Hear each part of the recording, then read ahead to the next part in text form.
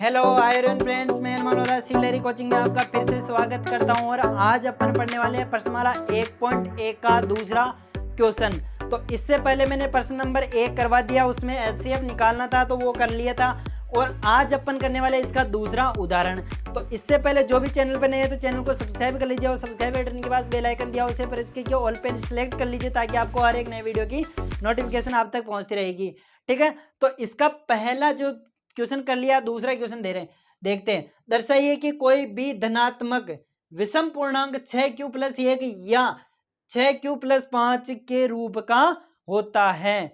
अपन को क्या दर्शाना है यहाँ पे देखते हैं, अपन हल लेते हैं इसका। तो क्या दर्शाना है, विषम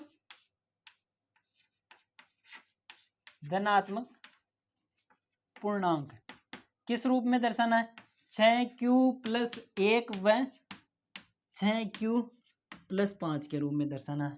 ठीक है, तो इसके पहले अपन ने एक उदाहरण नंबर 2 और 3 किया था। जिसको भी उदाहरण नंबर 2 और 3 समझ में आ गया होगा ना, तो वो इस क्वेश्चन को करने में कहीं पे भी दिक्कत नहीं आने वाली है। ठीक है, तो इसको लेते हैं यहाँ पे। तो देखो यहाँ पे क्या करना है अपन को, यूक्लिड विभाजन प्रेमिका से एक बार छोड़ दो उसको ना, ए व बी कोई सेम ये लाइनें लिखनी है इन क्वेश्चनों में, है ना।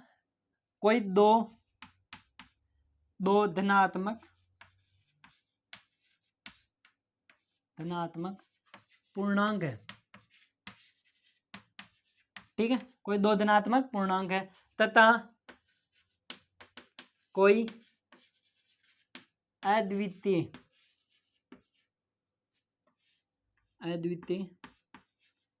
पूर्णांक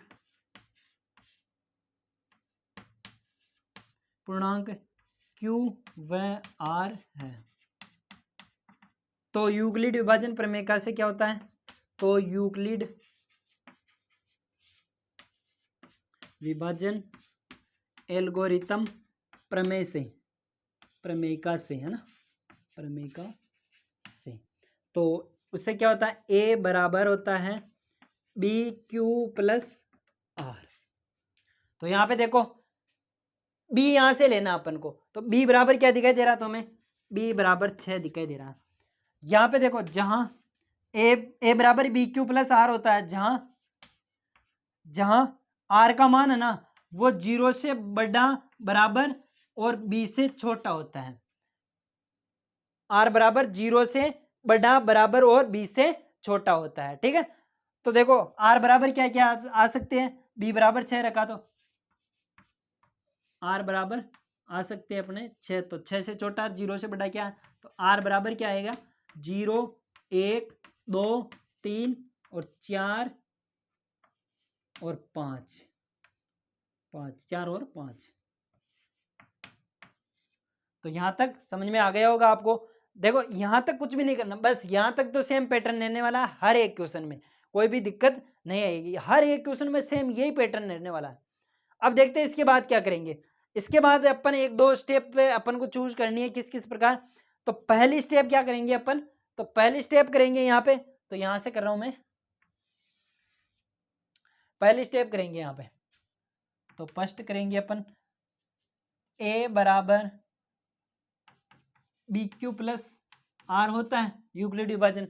अब मैं रख रहा हूं R बराबर 0, R बराबर 0 रखा तो A बराबर क्या आ गया, B बराबर तो 6 है ही है यहाँ पे देखो, और R बराबर 0 रखा मैंने 0।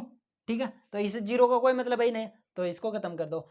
6Q 2 से भाज्य एक नहीं है, 6Q में मैंने 2 का भाग दिया, 6Q में 2 का भाग दिया तो क्या आ गया 3Q, है ना। तो इसको भी कोई दिक्कत नहीं है, तुम्हें पता होना चाहिए। ठीक है, तो यहाँ पे क्या लिख सकते हैं, 6Q 2 से भाज्य है, विभाजित है, 2 से विभाजित है। तो क्या लिख सकते हैं अपन, तो 6Q प्लस 1 सम धनात्मक पूर्णांक है।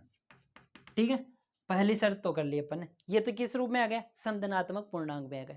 अब क्या करना है इसका, सेकंड 1-2 शर्त और है। तो सेकंड शर्त में करेंगे अपन A बराबर BQ प्लस आर होता ही है, बी क्यू प्लस आर होता है। ठीक है, अब मैं रख रहा हूँ यहाँ पे आर बराबर 1।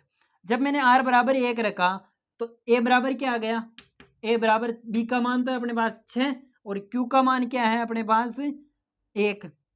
क्यू का मान नहीं, ऐसा कैसे, क्यू का मान नहीं है, आर का मान 1 है। ठीक है, अब 6 क्यू प्लस 1 2 से विभाजित नहीं है, 6 क्यू प्लस 1 2 से विभाजित नहीं है, तो अपन क्या कह सकते हैं, 6 क्यू प्लस 1 2 से विभाजित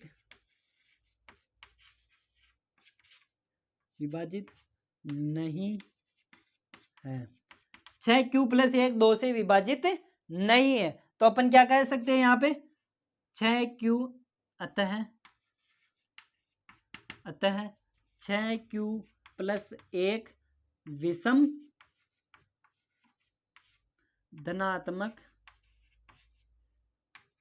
पूर्णांक है।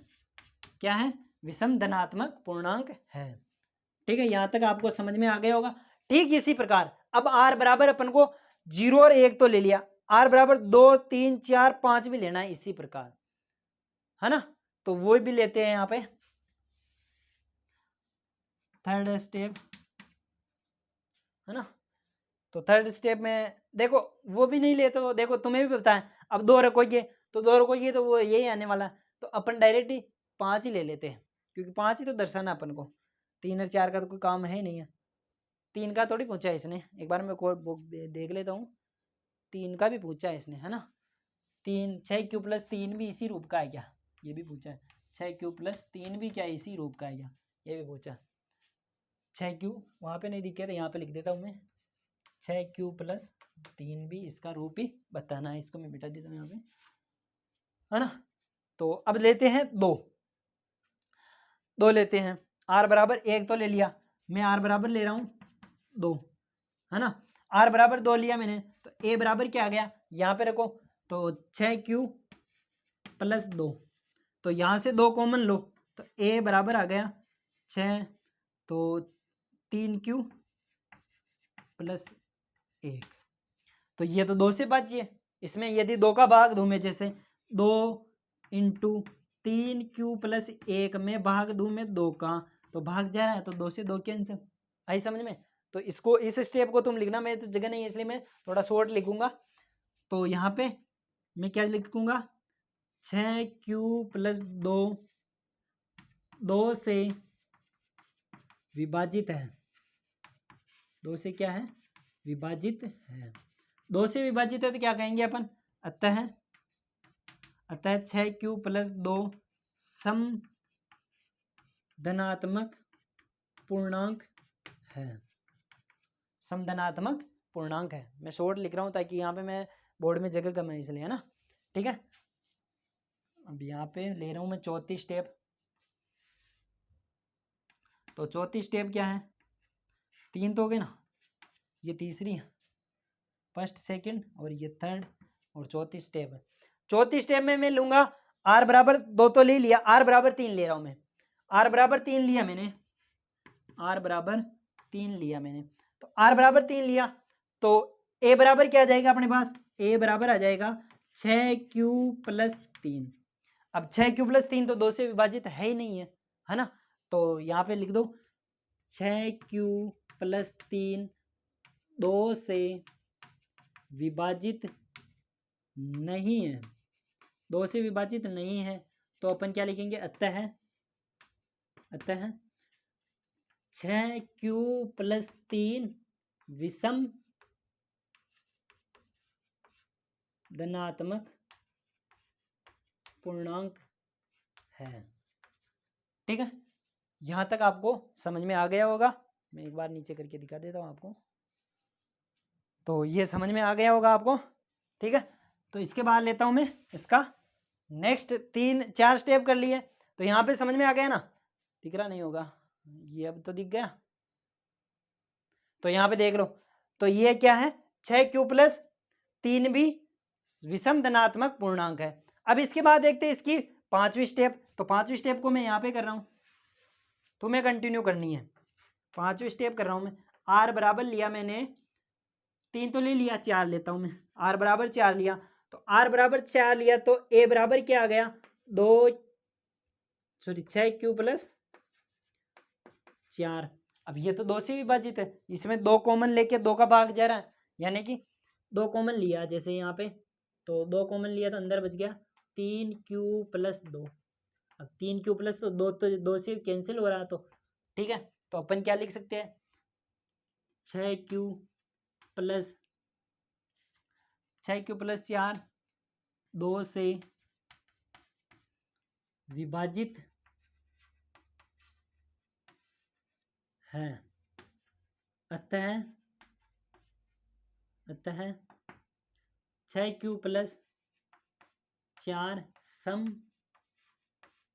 धनात्मक पूर्णांक है। ठीक है, ये भी समझ में आ गया होगा, इसमें भी कोई दिक्कत वाली बात नहीं है। अब लेते हैं इसकी छठी स्टेप, 5 स्टेप हो चुके हैं, छठी स्टेप भी ले लेते हैं,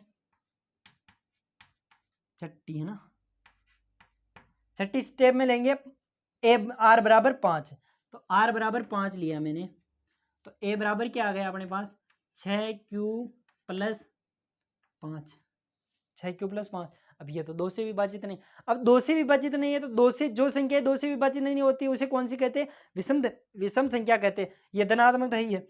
तो यहाँ पर क्या लिख सकता हूँ मैं 6 क्यू प्लस 5 2 से विभाजित नहीं है, विभाजित नहीं है, नहीं होने का मतलब क्या कह सकते हैं अपन, अतः क्या लिख सकते हैं 6 क्यू प्लस 5 विषम